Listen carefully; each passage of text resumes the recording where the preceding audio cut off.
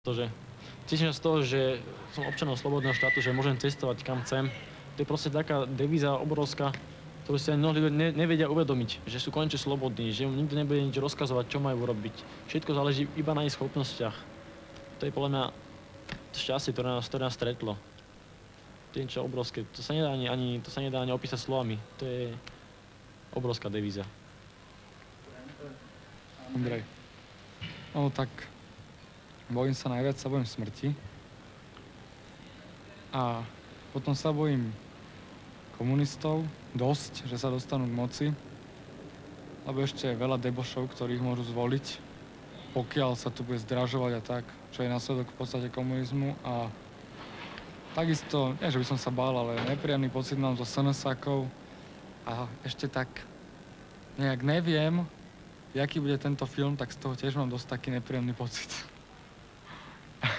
Jak na ňo budú reagovať? Hlas Ameriky, Slobodná Európa dosť veľa hovorí teraz o potlačovaní náboženskej slobody. Vidím, že vy ste mladí ľudia v podstate, takže chodíte vy často takto do kostola? My sme odtiaľ. Takže ty si myslíš, že by bolo treba, asi sa bojíš, väčšia náboženská sloboda, hej? Dobre, v poriadku, nemusíš. Máte deti, chodia oni tiež do kostola? Tak chodia. No a bráni im niekto, alebo robí im zle, nedostali sa do takého zamestnania, alebo do školy, kam mohli, kam chceli. Tak to je, ja vám to poviem otevřene. Nikto nezakazuje u nás chodiť do kostola, ale zajtra nebudeš raditeľom.